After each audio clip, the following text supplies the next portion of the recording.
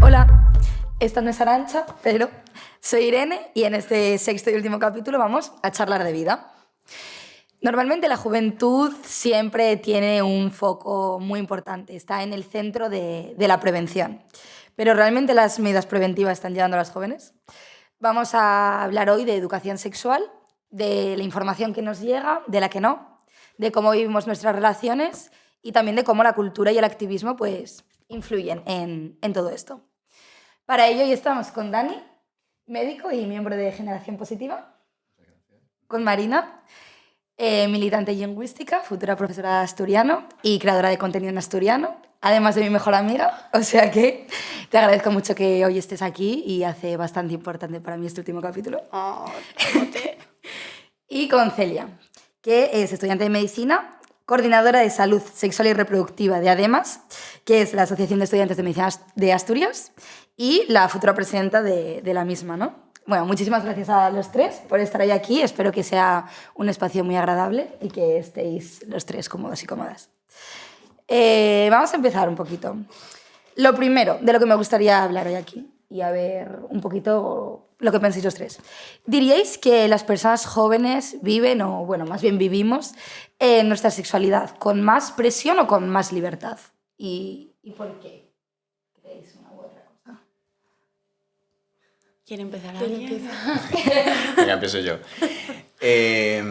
Bueno, yo creo que son cosas que no son contradictorias, o sea, que no están peleadas entre sí. Creo que el hecho de vivir con más libertad tampoco hace que disminuya la presión. De hecho, creo que actualmente en el contexto español es verdad que por una serie de condiciones, ¿no?, históricas, sociales y culturales, creo que los jóvenes, si podemos expresar nuestra sexualidad con mayor libertad, o por lo menos en la mayoría de los espacios es así, pero eso no quita que, por ejemplo, tengamos una herencia también de cierta perspectiva de la sexualidad, pues machista, cis heterosexual, blanca, capacitista, etc. Entonces, claro, todo tiene sus pros y sus contras. Creo que también la presión viene dada por cumplir ciertas expectativas respecto a cómo me tengo que relacionar con una persona, sobre todo cuando hablamos del sexo, porque tal vez a nivel como erótico puede ser distinto, pero cuando reducimos la sexualidad solamente a las prácticas sexuales, específicamente como al coito, es verdad que yo creo que sí se ve la presión por encajar dentro de esas prácticas, digamos, más normativas, ¿no? Y no se ve como el abanico amplio de la sexualidad, que incluye pues todo un tema de vínculos, de emociones, etc. Entonces, creo que sí hay más libertad, pero también hay mayor presión. También creo que depende un poco de a quién le preguntes. O sea, habrá quien lo viva con mayor tranquilidad, pero creo que son cosas que no están enfrentadas. Yo la verdad que opino como tú, tampoco creo que sean dos cosas que si hay una no haga la otra, o si hay la otra no haga la otra. Y también creo, además de todo lo que él dijo, que 100%, también creo que existe también una presión en eso, en la peña que no encaja dentro de pues, la forma como normal concebida de expresar o vivir esa sexualidad, y también las personas que igual no tienen ningún tipo de interés sexual o tal. Creo que esa peña también lo vive como con bastante presión, ¿no? Estar igual, pues no sé, en una clase de instituto y sentir que todos tus compañeros están hablando de, yo qué sé, de experiencias, ¿no? Y tú sentiste mal porque no viviste esas experiencias, pero porque igual no las tienes por qué vivir, porque igual no las quieres vivir, y te sientes como bastante presionada socialmente. Yo creo que esto también es una presión que muy pocas veces se fala de ella y es bastante importante, porque no todo el mundo, no sé, no tenemos la misma forma de relacionarnos en ese espacio, entonces, no sé. Yo creo que por ahí sí que existe bastante presión. La presión entre iguales, ¿no? Hay también, Sí, sobre todo claro, dentro de una clase, el vínculo. Sí. ¿Celia? Pues yo opino como los dos. Creo que tenemos mucha más libertad en algunos aspectos, pero que también la presión se ha transformado. Por ejemplo, el tema de las redes sociales, yo creo que de forma directa o indirecta acaba siendo una forma de presión. Tú acabas viendo X cosas y piensas que, pues lo que tú comentabas, de gente que a lo mejor no encaja en esa normatividad, pues tú ves unas cosas y sientes que tienes que encajar en esas cosas y a lo mejor no encajas en esas cosas y esas presiones es una forma de, pues eso, al fin y al cabo te sientes distinto y pues sí. Entonces, bueno, y agradezco que hayas mencionado también eso porque yo me ha pasado con amistades. Ese caso concreto que has mencionado me ha pasado a amistades y sí es verdad, es cierto que tenemos mucha más libertad en algunas cosas, pero bueno. A mí, yo también he pensado, sobre todo con lo que decía Dani al principio, de eso, pues cómo las redes sociales, por ejemplo, influyen mucho en esta normatividad, en esta presión que muchas veces como que nos ponemos a nosotros o a nosotras mismas por encajar, por gustar, porque nuestro cuerpo se tenga que ver perfecto y el cómo, sobre todo, el cómo vivimos nuestro cuerpo y el cómo al final la vivencia de nuestro cuerpo influye en las relaciones que tenemos con los demás, en esa presión que nos ponemos nosotros muchas veces a nosotros y a nosotras mismas y que eso, pues sobre todo yo creo que actualmente o principalmente, mayoritariamente, viene de las redes sociales y mucho también de la pornografía, ¿no? Yo creo. Sí, sí, sí. Al final, como que, y también pues en relación a lo que hablaba Marina, como el vivir las cosas con mayor libertad, hablar de ellas con una mayor libertad o con una mayor naturalidad, hace que parezca que sea la única forma de poder vivirlo y que sea, pues eso, que no puedas simplemente, pues, no querer tener una relación o sí, hay como esa libertad, pero la libertad también genera otro tipo de presiones, ¿no? Claro. Yo creo. Sí, de todos modos ahora también estoy pensando que creo que una ventaja o una cosa que juega a nuestro favor, mejor dicho, en nuestra generación concretamente, es que tal vez no tenemos todas las cosas resueltas, pero si lo comparamos con otras generaciones o tal vez otros procesos históricos, de alguna manera hemos también heredado toda una serie de conocimientos y esa libertad para poder hablar, entonces de repente estábamos como, ¿sabes?, abriendo el marrón o destapando la olla y decir, ¿qué está pasando con esto? O sea, ¿qué tenemos que hacer con esto? Tenemos que empezar a hacernos cargos de cosas. Entonces, creo que también a veces se pone como una presión social sobre nosotros los jóvenes respecto a que deberíamos vivir como todo súper perfecto y como tenemos todas las herramientas, entonces ya todo está resuelto. Y no es así, realmente somos como esta generación de transición, o por lo menos así lo veo yo, o por lo menos que somos un poquito más mayormente jóvenes, que estamos empezando a tener estas conversaciones y a tomárnoslas muy en serio. Entonces, tal vez los resultados de todo esto se vayan viendo a lo largo del tiempo, porque también los cambios culturales son súper lentos. También, mira, pues justo me gusta mucho que acabes de hablar de esto, de lo que se puede hablar, de lo que no, porque la siguiente pregunta que tenía aquí era de qué creéis que podemos hablar o de qué se habla con mayor facilidad y qué cosas siguen costando mucho hablar dentro de la sexualidad, ¿no? Como hay cosas que se ven más fácil de hablar, pero también hay muchas cosas que siguen siendo un tabú muy grande, yo creo, dentro de la sexualidad. Sí. No sé qué cosas creéis que pueden ser aquellas que pueden costar más y cuáles menos. Pues... Vale. Pues yo creo que tenemos mucha más facilidad para hablar de lo superficial. De... Buah, a tu amiga o a tu amigo. Buah, ayer... pasó esto con esta persona, wow, me siento así sobre este tema, pero más del acto en sí o de la anécdota en sí. Pero creo que lo que más cuesta, y lo veo sobre todo porque dentro de las funciones de mi cargo como coordinadora en salud sexual y reproductiva, una de las cosas pues es también un poco orientar a la gente y muchas veces pues como tienes un cargo que tiene un nombre y pues la gente asocia cosas a ese cargo y a ese nombre, pues recurren a ti. Yo creo que cuesta mucho hablar de temas de identidad sexual, de orientación sexual, de expresión de género y es... Lo ves porque yo lo veo porque me ha pasado que gente de clase de repente que a lo mejor no tengo trato con esas personas de repente dicen, oye, ¿puedo hablar contigo de este tema? Así en petit comité. Y pues claro, yo creo que lo que más nos cuesta es más el entrar en la parte emocional, en la parte, digamos, más profunda, o temas ya como, por ejemplo, el consentimiento, o cuando algo no sale bien, tiendes a taparlo y decir, bueno, pasó esto, pero bueno, sin más, ¿no? Pero no ahondas en cómo te hizo sentir eso y yo creo que es lo que más nos cuesta expresar. Totalmente. O sea, es que al final es como que muchas veces también vinculamos la sexualidad como sex, sexo y ya está.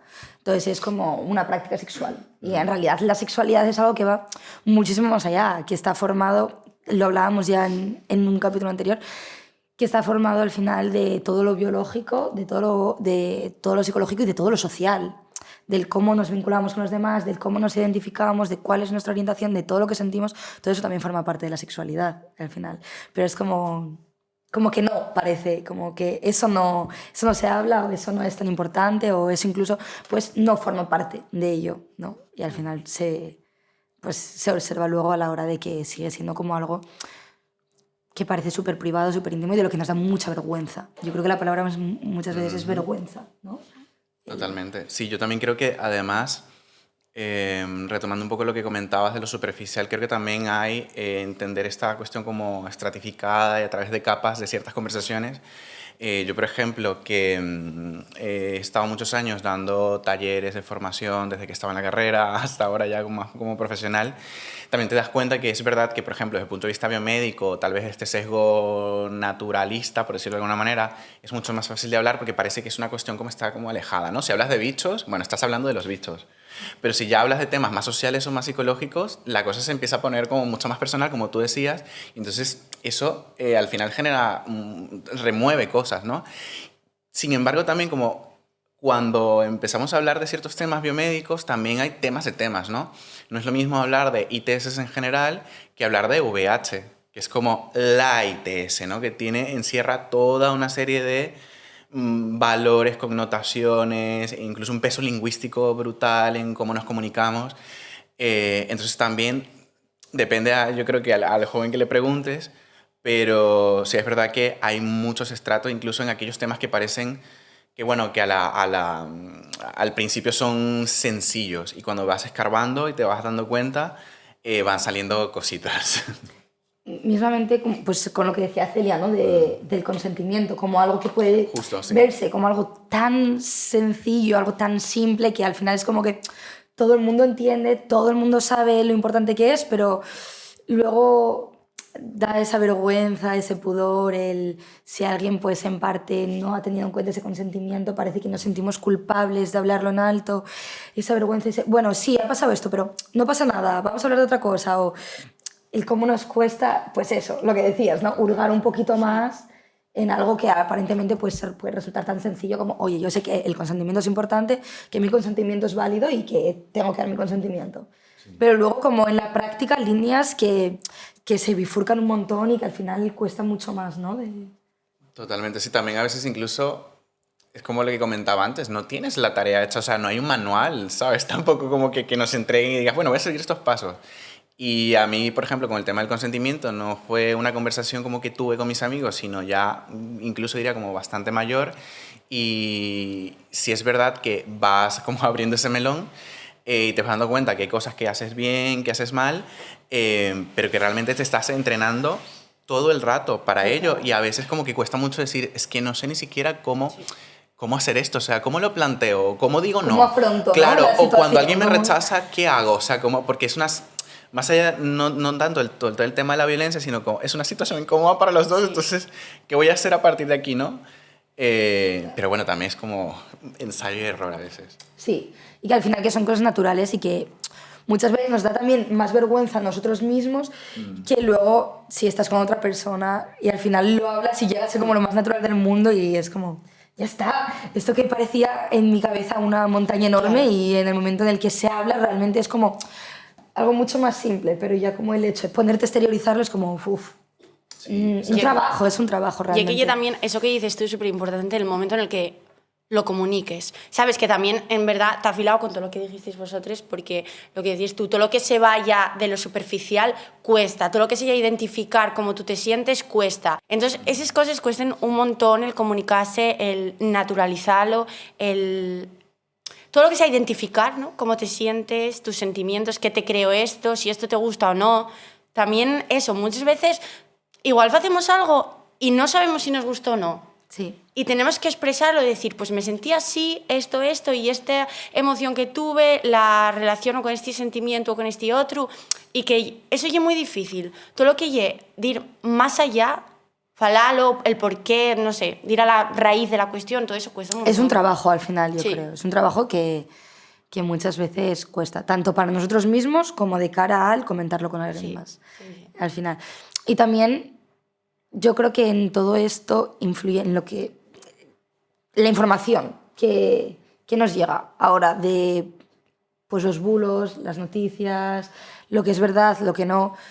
Interiorizamos muchas cosas que igual no tendríamos que interiorizar. Leemos muchas noticias sí. que igual no tendríamos que leer.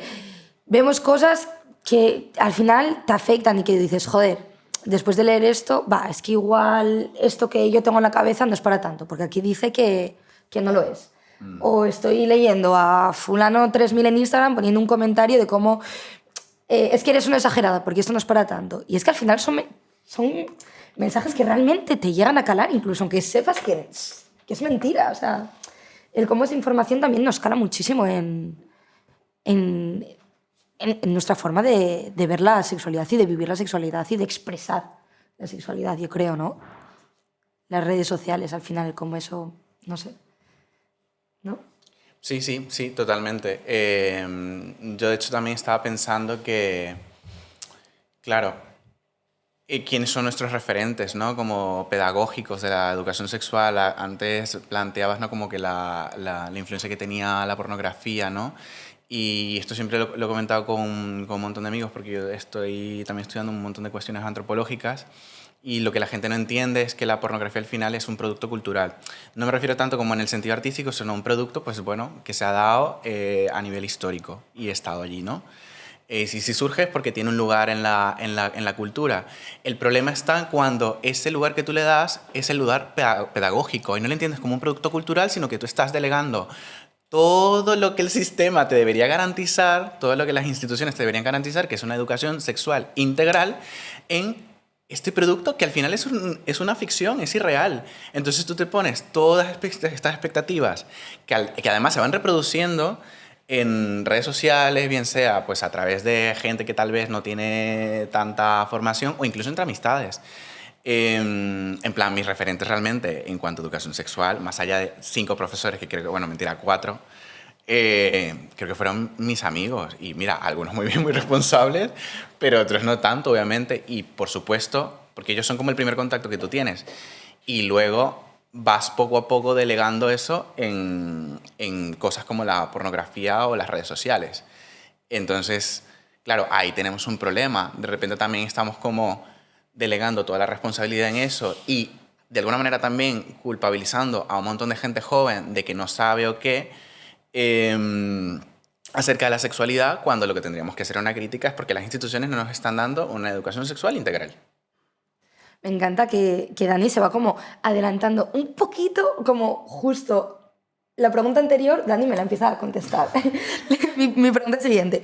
¿Creéis que habéis recibido una educación sexual adecuada y plena?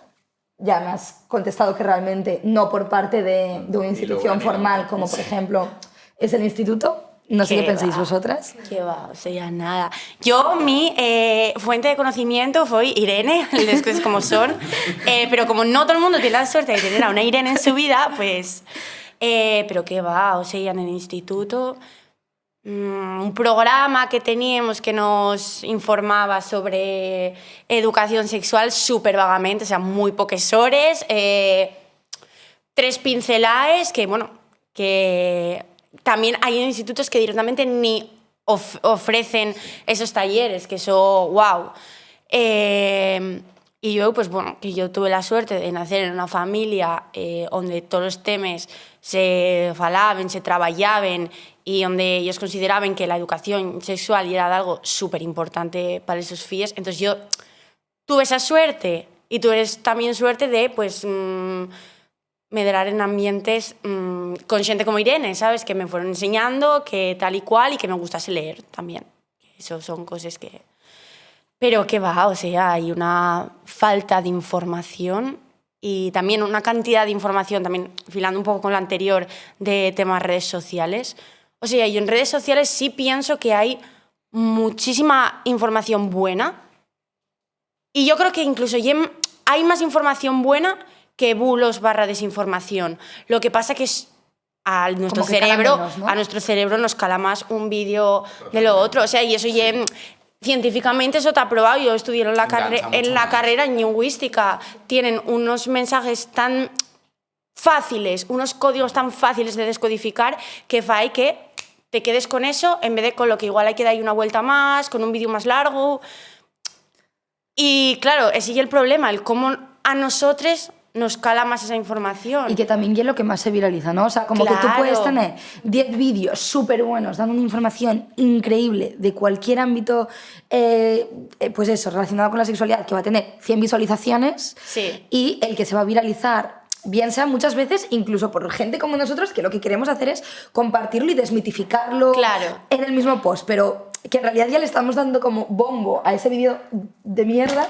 Y al final son los que en realidad Sí. luego van llegando y son pues al final Sí, eso, los que sí. de una forma u otra calan. Claro, y En realidad. nosotros tampoco nos aprenden a identificar qué es verdad, qué es mentira, ¿no? Igual algunos, yo sí que veo una información y digo, hostia, pues mira qué interesante esto, y voy al Google y tecleo, ¿sabes? Ya no voy a decir de ir a más, no, vas al Google, lo teclees y mires igual un par de páginas, ¿sabes? Pero hay peña que eso ya directamente no lo fae. Se cree lo primero Claro, que ve y claro. ya está. Entonces sí, la gran parte de culpa y de la peña que emite ese mensaje totalmente falso, pero también de que nosotros no sabemos filtrar. O tener claro, esa responsabilidad al menos de corroborar. claro, ¿no? claro, Si claro. es, Sí, total. Claro, sí, sí.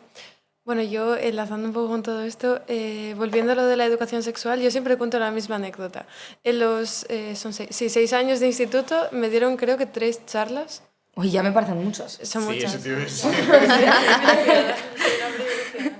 Y me acuerdo de la primera, cuando estaba yo en primero de la ESO, fue una charla de 1 hora, y en esa charla creo que eran 40 minutos explicándome cómo se limpian los genitales masculinos y cómo se masturba un hombre. Y una compañera mía, que era una valiente, dijo, ¿y una mujer? Y la respuesta y toda la referencia a las mujeres fue presionar el pubis. Hasta eso es todo lo que nos dijeron. Para limpiar y para No, pa' todo. O sea, para todo, ¿sabes? Para todo. Presiona. Valiente. Tú presiona a ver qué pasa. Presiona y sorpresa. Y luego recuerdo la otra charla, yo no recuerdo muy bien de qué iba, pero bueno, vaya, más en esa línea. Y el platanito y el condón sí. y ya. Qué mítico. Y sí, es verdad que no. O sea, yo no considero que llegara a la carrera ni a ningún lado con una educación sexual integral. O sea, buena, entre comillas, ¿no? Yo un poco como tú, también fue pues a raíz de amistades, también a raíz de que llegué a la universidad tal, ibas conociendo gente y además yo metiéndome en este comité en el que estoy metida, pues a raíz de eso pues vas conociendo gente, vas hablando temas y te formas tú. Además a mí yo descubrí que es un tema que me interesa mucho, todo lo relacionado con la sexualidad es algo que me apasiona. Y yo ya por mi parte ya puse interés, pero que va, o sea, la educación hoy en día en materia sexual es muy, muy deficiente. Y claro, a ver, yo no sé los últimos años, yo no hace tantos años que tuve estas charlas, a menos de 5 de la última. No creo que en 5 años haya cambiado mucho la cosa. Pero bueno, sí es verdad que había cosas que estaban bien hechas. Esta iniciativa, no me acuerdo del nombre de los que daban las charlas, tenía un nombre, pero ahora mismo no me acuerdo. Pero es verdad que había cosas que estaban bien, ofrecían una estructura muy buena, pero es verdad que tal como estaban planteadas no podían ser útiles. Y con tema de redes sociales, me parece que son una estructura que podría ser muy útil y tiene mucha fuerza a la hora de marcar un cambio, pero lo que vosotras decíais, al final tiene mucho más tirón el bulo del graciosillo de turno que te dice cualquier chorrada o alguien diciéndote una burrada que algo veraz o un vídeo más largo donde te expliquen las cosas. Y al final da mucha pena porque son plataformas que de verdad que ofrecen pues eso, la estructura para que toda esta información llegue, si no llega por vías oficiales, por lo menos que llegue pues por redes, pero por temas de pues eso, de que no se compruebe si la información es veraz, o también que tampoco enseñamos a la gente a distinguir lo que tú decías, a distinguir si está bien o está mal, o si lo que están viendo es más o menos creíble, o está mejor o peor. Pues eso, al final no sirve para mucho, más bien para empeorar la situación. Me encanta cómo has sacado el tema de dentro de estas charlas de educación sexual, de cómo al final todo lo masculino es como, pues eso, 40 minutos y lo femenino tenemos que preguntar para que al menos se nombre, ¿no? Porque además es algo como que he visto súper claro a lo largo de los capítulos de estos podcasts, que en todos ha salido en algún momento, aunque no fuera como el tema principal del podcast, el cómo la sexualidad femenina está eso, pues renegada a este segundo papel, o cómo no se habla, o cómo es mucho más tabú, da mucha más vergüenza. Y es algo que veo muy claro en los talleres que damos desde Casipa en la RES, que es la Red Educativa para la Salud Sexual, en donde en uno de los talleres, que es el cuarto, siempre ponemos una imagen de un pene y de una vulva, ¿no? Y decimos que nos digan las partes. A adolescentes, 15 años quizás, 14, 15 años. Y siempre hay como alguien que dice, bueno, del pene, ¿no? Los testículos, tal, y como al menos 2 o 3 partes saben decirlo. Y encima es como, claro, que sé. Y ahora es como, vale, venga, os toca, va, la vulva. Y se hace un silencio sepulcral. O sea, es como... Y yo digo, venga, va, chicas, no, aunque sea pues por conocer vuestro propio cuerpo, Y más o menos me han dicho, pero ¿yo cómo voy a saber eso? Como, ya no es como, no sé, es como, ¿qué locura? ¿Cómo voy a saberlo? Como si lo loco fuera saber las partes de nuestra propia vulva. Y es como, wow. O sea, Muchos se enterarán en ese taller de que tienen partes, ¿sabes? Sí. ¿Sabes? Se dirán, meca, como responde a lo que tenía en la cabeza. total, o sea. Ya, Sí. pero fíjate que la cosa es tan grave que yo me acuerdo que cuando yo estudié la carrera, esto nos pasó un poco en clases de anatomía. Fue como que, vale, bueno, anatomía del aparato reproductor femenino, ¿no? Como, bueno, es la clase, anatomía del aparato reproductor masculino. La gente tenía como muchísima más conciencia en el ámbito masculino, pero, y esto igual lo voy a decir y queda mal, pero es que es verdad que luego los chicos que más respondíamos sobre el aparato reproductor femenino éramos todos homosexuales. ¿Por qué? Pero no porque, obviamente, claro, tuviésemos como un interés especial o tal, sino porque hablábamos con mujeres y nos importaban lo que decían.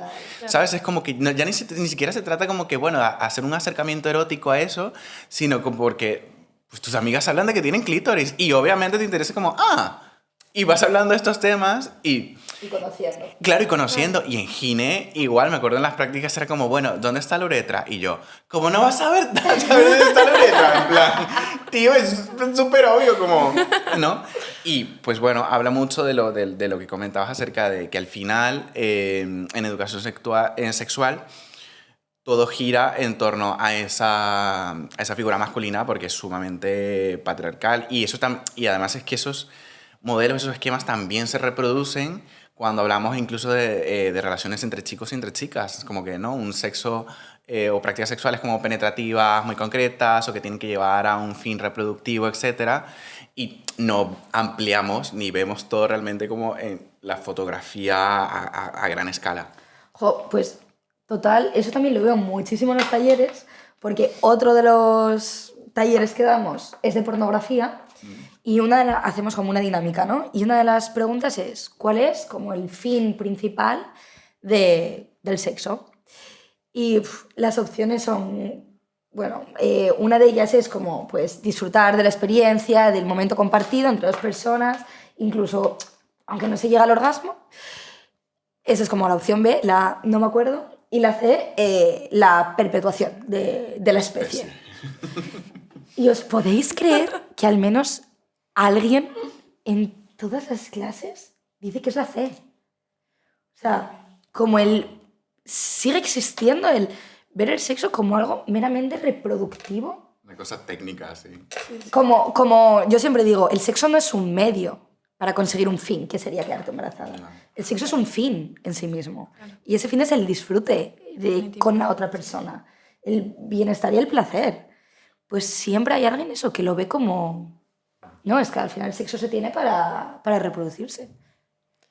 Yo, con el tema que comentabas de pues, las chicas cuando les preguntabas por las partes y ellas tampoco te respondían, aparte de la invisibilización de la mujer en tema de educación sexual generalizada, también hablando pues eso de lo que es más fácil hablar, lo que no, o lo que pues la mayor libertad y la mayor presión, yo sí que veo mucho tabú, mucho más tabú en el autoconocimiento, bueno, lo veo y es un hecho, Wow, en el total. autoconocimiento femenino. Total. Y quería sacar un poco el tema, perdón si lo he hecho de forma un poco brusca. No, total. Pero sí, o sea, de hecho lo hablábamos hace poco de una charla en una reunión nacional hace una semana o semana y media, una cosa así, en Murcia, sobre sexo, placer y salud mental, y hablábamos precisamente de eso, de que al final no puedes conocer tu cuerpo si la sociedad te dice que está mal que conozcas tu cuerpo. Y al final a los chicos, tú te das cuenta que desde pequeños se normaliza el que exploren su cuerpo y pues es normal, ¿no? Pero me pasó a mí misma y de hecho yo pensaba que era la única. Y de repente empiezas a hablar con amigas y te dicen, no, tía, qué va, eso, qué va, no, es que es de guarras o cosas así, ¿no? Y, ostras, es que vas viendo cosas y vas viendo patrones y te das cuenta de que me debería sorprender que no sepan diferenciar la uretra del clítoris si en verdad no se atreven a mirarse en un espejo como es su vulva. Entonces, sí. Total, y en chicos, perdón, pero es que justamente hace 2 semanas estaba viendo un vídeo de un sexólogo en YouTube, que es un vídeo cortito de 10 minutos que habla justamente de cómo masturbarse, pero o sea, en plan en los chicos. Y lo que me sorprendió fue que a pesar de que es verdad que sí sé cómo se estimula mucho más el hecho de la autoexploración en chicos, luego cuando yo caí en cuenta en plan de ser como crítico y decir, bueno, pero ¿qué es? O sea, ¿a dónde me han empujado, no? ¿De qué forma me puedo explorar? Tampoco es la panacea, es como, es todo así como muy de medio para esto, porque tienes que cumplir con esta expectativa, ser ya, pero bueno, pero al final no terminas conociendo realmente qué es lo que te gusta. Te tiene que gustar una cosa también muy concreta, porque a la mínima que te desvíes de cualquier zona o de cualquier práctica o lo que sea, ya es un tabú brutal. Entonces, realmente luego nos damos cuenta que está todo el mundo fatal. Como en ese sentido no hay un autoconocimiento del cuerpo en absoluto. Es cierto que en el ámbito femenino es muchísimo más acusado, pero también cuando vas hablando con chicos te das cuenta que es como aquí hace falta hablar muchas cosas. Y que ahí también entra como un juego, ¿no? Lo de la presión que hablábamos al principio, de tu colega ya con 13 años te dices, buah, tío, mira, y hice esto, y vi esta página porno, y hice esto, y pasó esto. Y entonces tú como que lo quieres reproducir y quieres sentir exactamente lo mismo que percibiste, que sintió tu colega cuando te lo comentó. Y así, ¿sabes? Y que tú entras en la ESO y todos alardeando de lo que se masturben, de que si no sé qué, de que si no sé cuánto más. Y a las mujeres, no. Y sigues creciendo y es que... y algo que todavía ahora... Bueno, nosotros es que tenemos 23 y 24 años. Yo 23. Cuando salga este podcast de 24. Que, jolín, de amigas que nunca se exploraron. O que les da vergüenza. O que ellos da vergüenza y... ¿sabes? O preguntar. Hombre... O que igual estamos hablando de eso y es como... O tía, que estoy comiendo. Bueno, sí, no sé. ¿Cómo vas a estar hablando de esto? Es que no tienes vergüenza, es como... ¿Y si se entera? Estoy comiendo, me encanta. Claro, o sea, y es como... Como un pues tabú bueno, no sé, enorme. o sea... Entiendo que tampoco... O sea, que todos los tíos que alardean lo máximo, que lleve su conversación 24/7, pues bueno, entre Claro. eso y no falarlo nunca, hay un punto medio, ¿sabes? O sea, tampoco vamos a ir, ¿sabes? A la del pan, ¿no? Pero Pues también- el otro día explorándome, pero bueno, joder. Pero también muchas veces, porque yo creo que, sobre todo como entre nosotras, ¿no? Ese tipo de conversaciones como, pues probé esto y lo hice de esta forma y nunca lo había probado y me gustó mucho, ¿sabes? Como eso de, pues he conocido esta nueva parte de mí que no conocía. Pero es que encima luego los hombres, pues eso, sobre todo cuando son más pequeños, llegan a clase y es como, ¡buah! Pues ayer estuve toda la tarde en Pornhub metido, ¿sabes? Pues me fíjate, no sé cuántas veces, pues no sé qué, madre Pero mía. ahora que se le ocurra a una pobre muchacha de esa misma clase llegar a esa Es un clase estigma total. y que diga que ella ayer también se masturbó, porque la pobre chica va a tener el mote de guarra para arriba hasta que se vaya del instituto. Sí. O sea, entonces al final es como... también nosotros, por eso, en los talleres hay una pregunta que es como para desmitificar, porque de hecho hay un taller que se denomina autoerotismo, que es básicamente, pues eso, el autoconocimiento. Y la importancia de, pues ya no solo tocarte, sino simplemente verte, ponerte un espejo, lo que decías antes, y conocer cómo es tu vulva, ¿no? Porque la gente no conoce cómo es su cuerpo. Y entonces una de las frases, como para desmitificar, es: los chicos se masturban más que las chicas porque sus necesidades sexuales son mayores. Y mucha gente dice que sí, mucha otra no, ¿eh? Y algo que me alegro. Pero todavía hay gente que dice que sí, que es una realidad. Y yo siempre digo, no es que sus necesidades sexuales sean mayores, ni que lo hagan más. Es que lo hablan más, para empezar. Es que tú lo haces y al día siguiente le cuentas a tu amigo que lo ha hecho. Y entre chicas no hay eso, entre mujeres no hay ese poder, decir, pues yo ayer también. Entonces, muchas veces quizás se hace menos, no por las necesidades, sino por la vergüenza de, madre mía, ¿qué va a pensar esta persona de mí como se enteren que yo hago esto en mi casa y en la intimidad con mi cuerpo? Y 2, porque la gente que lo hace no lo puede hablar, no lo puede exteriorizar de la misma forma. Entonces, al final ahí ya empieza como... Sí.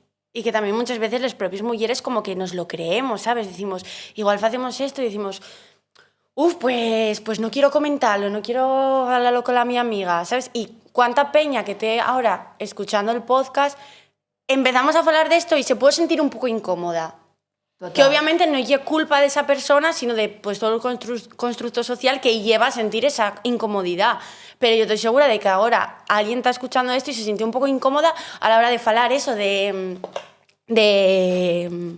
conocer nuestro cuerpo. Sí. Del disfrutar de nuestro propio cuerpo. Me gusta que has dicho la palabra culpa y es que creo que es como súper... Lo que se siente muchas veces después de una masturbación es culpa. Es un sentimiento de culpabilidad hacia nosotros y hacia nosotras mismas. Entonces yo creo que al final, hasta que no se empieza a cambiar como esa pequeña parte de nosotros y nosotras mismas con nuestro propio cuerpo, ¿cómo vas mismamente pues, a tener el pleno disfrute de una relación sexual con otra persona? Si ni tú mismo o tú misma eres consciente de lo que te gusta y de lo que no. Y ahí también entra, yo creo, mucho en juego también una parte muy importante del consentimiento. Porque en el momento en el que yo me conozco a mí, te puedo decir que es aquello que sobre todo no quiero que me hagas. Totalmente, sí. Pero si yo no sé lo que a mí me gusta y lo que no, ¿cómo voy a poder decirte a ti qué es aquello que quiero que hagas y aquello que no me hagas? Sí. Claro. Y que al final, o sea, el llegar, tú puedes... Hay gente que tiene la suerte de estar con una persona que crea esa intimidad y ese espacio seguro en el que tú puedes transmitir estas necesidades así, pero a lo mejor tú estás en un encuentro puntual con alguien o por la situación que sea no tienes esa confianza. ¿Cómo le vas a explicar tú a esa persona, oye, me gusta que hagas esto si no has tenido la oportunidad de...? Yo me acuerdo con mi primer novio que me pasaba, típica conversación que tienes de repente, empezáis a hablar de temas un poco más subidos de tono. Y me acuerdo que él me empezó a hablar de... Pues no sé por qué empezamos a hablar de las edades a las que empezamos a masturbarnos y el contraste era muy grande. Y me dice, ¿y eso tal? Y dije yo, no, yo empecé a los 16 y bueno, lo hacía y luego yo no decía nada. Y la vergüenza que me daba y, Dios mío, que se entere a alguien y, madre mía... Y no vayas a comentarle a nadie que lo haces porque estás pensando en esto. O, claro, y es que al final te das cuenta. Y él me decía, pues no lo entiendo. Y es que, pues sí, al final es una putada.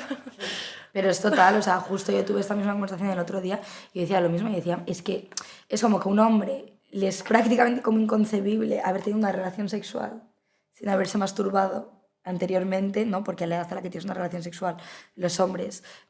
por estadística, llevan viendo pornografía igual 3 años. Y yo siempre lo digo, yo la primera vez que tuve un orgasmo fue con otra persona porque nunca me había masturbado. Siendo mayor, o sea... Y es como, wow, otra persona está conociendo mi propio cuerpo mucho más que yo a mí misma. Porque yo no lo he hecho antes. Totalmente. Yo de todos modos también incluso...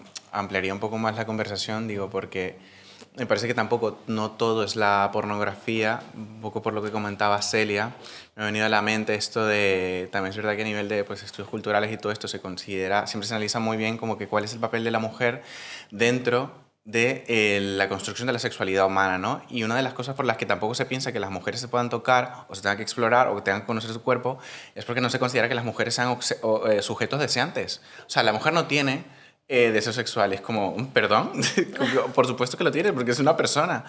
Pero si también hemos heredado toda una estructura moral judeocristiana que culpabiliza justamente el deseo sexual y el erotismo, que hay y le mando un saludo a Dito, un bailarín de burlesque, un artista fenomenal que para mí dio la mejor definición de erotismo que he escuchado, que era simplemente la posibilidad de establecer un vínculo a través del gozo y el disfrute.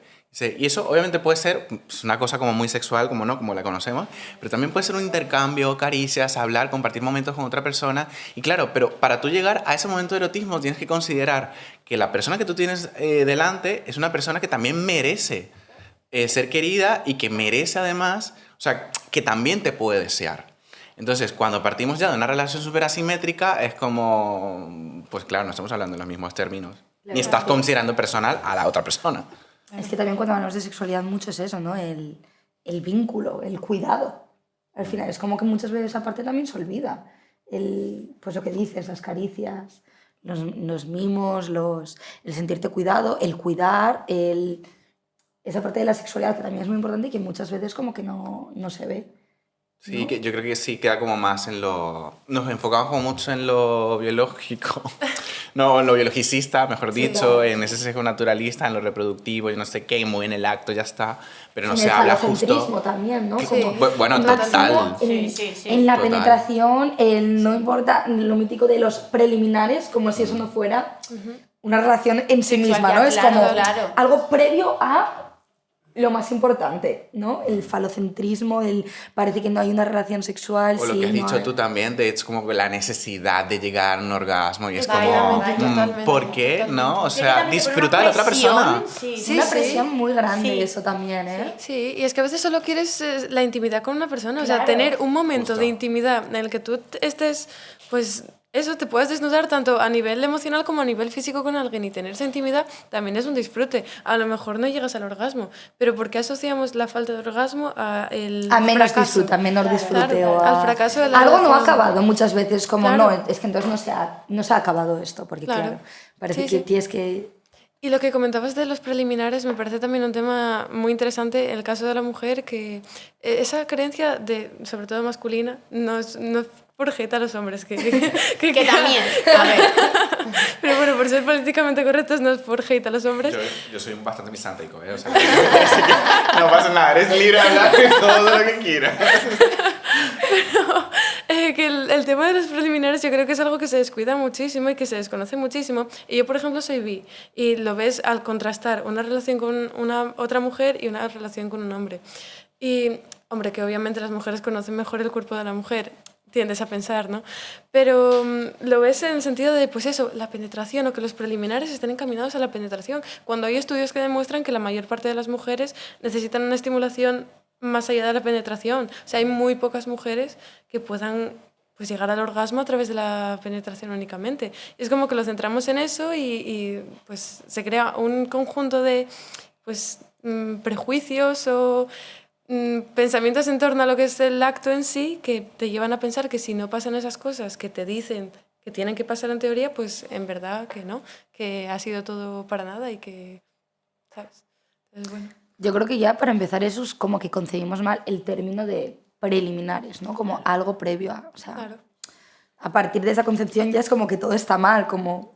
Sí, como que Porque- es que el paso para llegar a lo que tiene que llegar. Claro, ¿sabes? o sea, es como- Hombre, es que el nombre que se le pone a las cosas importa mucho. Claro. Que que sí, totalmente, claro o sea, es como... Parece que no puedes decir que has tenido una relación sexual con alguien si simplemente pues habéis tenido esos preliminares, ¿no? Y es como, no, es que esto es una relación sexual en sí misma. No Claro que necesito hacer otra cosa como para que sea válida mi relación, ¿no? O Sí. el Ahora, sexo de que yo hecho, que tengo. has dicho esto, me he acordado una cosa que también he hablado mucho mucho con amigas que tienen VIH, digo amigas como femenino genérico, ¿vale? Justo porque hay gente que le raya mucho, sobre todo gente sin VIH, que le raya mucho cuando lo digo, pero es que yo después del diagnóstico del VIH, sí, obviamente tienes como cosas negativas, por supuesto, y cosas que no hubieses querido que pasaran, pero a mí también ha sido como un regalo en cierto sentido porque yo he aprendido a, uno, conocer mi cuerpo, a valorar mi cuerpo, a ejercitar el consentimiento, a saber cuáles son los límites y a disfrutar de mi cuerpo. Y estaba pensando que justamente le daba como... O sea, ahora le doy como muchísimo más peso a eso que llamamos preliminares, porque es como empiezas a descentrar todo el tema, incluso la práctica sexual, más allá de lo penetrativo. Muchas veces por el tabú o por lo que sea alrededor del VIH, pero es verdad que vas desarrollando como, digamos, estrategias alternativas para acercarte a la otra persona. Entonces es como súper interesante que ya no... O sea, tu concepción de lo que es el sexo cambia. Y entonces se abre. Y es una cosa que la gente muchas veces no tiene como en cuenta, pero que bueno, que también puede jugar a tu favor, porque yo ahora tengo muy claro qué es lo que me gusta, qué es lo que no me gusta, qué límites debo poner, qué cosas para mí son negociables, qué cosas no son negociables. Y es verdad que yo sí siento que vivo ahora, o sea, a partir del diagnóstico, mi sexualidad de una manera como muchísimo más plena. Luego hay de todo, por supuesto, hay experiencias que no son tan buenas, hay estigma, eso por supuestísimo. Pero creo que también hay que verle como la otra cara a la moneda. Es que, sí, me parece como eso curioso, porque como en capítulos anteriores, pues sí que hemos hablado mucho como la sexualidad después de un diagnóstico de VIH, pero no habíamos hablado tanto como el punto de vista que nos acabas de dar tú aquí ahora, que también me parece muy interesante y muy importante también, ¿no? Y como al final, pues oye, también eso te puede servir para conocerte más de ti mismo y para vivir tu sexualidad de una forma distinta, pero para bien y de una forma mucho más plena, sí. Que al final, pues es lo importante para lo que estamos hablando aquí todo el rato, ¿no? De vivir la sexualidad de una forma plena, sea como sea, y de desmitificar y de pues, todo lo que estamos hablando ahora, en realidad. Entonces... Me gusta también que estés como ahora enlazando con el tema de la sexualidad y el VIH, porque he empezado este capítulo también hablando de medidas de prevención y de cómo la prevención influye en los jóvenes. Entonces, dentro de medidas de prevención relacionadas con el VIH, que ya hemos hablado en capítulos anteriores de la PrEP, no hemos hablado tanto de la PrEP, entonces si nos puedes también dar tú un poco tu punto de vista de ambas estrategias, sobre todo también un poco muy relacionado a todo lo que estábamos viendo ahora de la sexualidad femenina, como por ejemplo la PrEP tiene un porcentaje muy pequeño de mujeres que la toman, el cómo todo esto también influye con medidas de prevención, y también luego preguntaros a vosotras si ya conocíais estas medidas de prevención, porque al comité llega mucha gente que directamente desconoce, ¿no? Los métodos. Sí. Entonces... Bueno, la PrEP y la PEP son dos estrategias que, bien indicadas, son sumamente eficaces para prevenir la infección por el VIH. La PrEP sería la profilaxis pre-exposición, la tomarían aquellas personas que puedan de alguna manera verse expuestas a futuro al VIH en sus relaciones sexuales, por lo tanto estarían tomando como una medida preventiva justamente para evitar la infección, ¿no? Como que te adelantas al hecho de que eso pueda ocurrir. Y la PEP es la profilaxis post-exposición, y es una estrategia que implementamos, sobre todo aquí en España se puede acceder en los servicios de urgencias, ya comentaré un poco acerca de la PrEP, pero se toma las primeras, o sea, de la hora 0 hasta las primeras 72 horas cuando has tenido una relación sexual, no has utilizado algún método de barrera, algún método de prevención, no estás tomando PrEP o hay una rotura, un accidente con el preservativo, etc. Pero bueno, ves que es una relación sexual en la que hay algún tipo de exposición al VIH, y entonces es una medicación que te tomas durante 28-30 días bien indicada, y si te la tomas adecuadamente, además de todo el seguimiento médico que se hace, no solamente de ITS, sino de una valoración médica general, el porcentaje de prevención del virus es bastante alto, puede alcanzar el 100%, o sea que es una medida que tenemos que es muy, muy buena, que ha evitado muchísimas infecciones y es eficaz tanto en chicos como en chicas. Entonces, actualmente en España se dispensa, tendrías que ir a un servicio de urgencias, te vería el médico de urgencias, el internista o el infectólogo que esté de guardia, valora un poco tu caso y en ese caso, si ve que lo necesitas, pues se prescribe. Pero bueno, tienes esa ventana de 72 horas. Ya después de eso, digamos que la eficacia de la PrEP disminuye muchísimo. Luego tenemos la PrEP, que es la profilaxis preexposición, de la que seguro ya habéis hablado un montón antes, pero bueno, yo por dar un poco pinceladas, sobre todo desde el punto de vista joven, bueno, yo creo que los jóvenes estamos ahí tomando un poco la batuta en este sentido, porque es una estrategia que se está implementando así como de manera, digamos, más masiva desde 2012. Es una combinación de generalmente 2 antirretrovirales. Se ha aprobado en España recientemente una formulación inyectable, pero la más común es la estrategia a través de vía oral, ¿sí? De un comprimido diario. Y bien implementada también, bien indicada, con una buena adherencia, es decir, que tú te tomes el tratamiento tal y como te lo está indicando el médico, llega a alcanzar porcentajes de eficacia entre el 98 y el 99%. Fijaos que incluso para el VIH el preservativo alcanza entre, bueno, según el estudio, la metodología que se utilice, más o menos un promedio de 95, en algunos estudios valoran más, menos, o sea que estamos hablando que la PrEP te da como un porcentaje un poquito mayor. Forma parte de un paquete de estrategias de prevención contra las ITS y el VIH, ¿no? O sea que si tú utilizas la PrEP y utilizas también el preservativo, pues bueno, ya tanto interno como externo, pues estaríamos hablando que alcanzarías una protección casi del 100%. Entonces, en ese sentido, genial. Se dispensa según la comunidad autónoma, bien a través de los servicios de medicina interna, enfermedades infecciosas, o bien de los médicos de familia. Eso ya, espero que el podcast lo esté escuchando todo el territorio español, así que os animo a investigar cuál es el centro de referencia en vuestra comunidad autónoma. Y bueno, básicamente eso. Creo que actualmente, para las personas jóvenes, la introducción de la PrEP es un cambio de paradigma brutal en la infección por el VIH. Estamos hablando de que hay países que lo han implementado de manera casi masiva y han reducido los nudos diagnósticos de una manera bastante importante. En países, si no recuerdo, Holanda llegó a disminuir los diagnósticos hasta como 20 al año solamente, porque la implementación de la PrEP fue muy buena. Respecto a, digamos, el papel de la participación de la PrEP de las mujeres, perdón, en la PrEP, primero, como es una estrategia de prevención que se ha centrado sobre todo en colectivos históricamente vulnerabilizados, estigmatizados, como los hombres que tienen sexo con hombres, es verdad que las mujeres han quedado un poco más relegadas.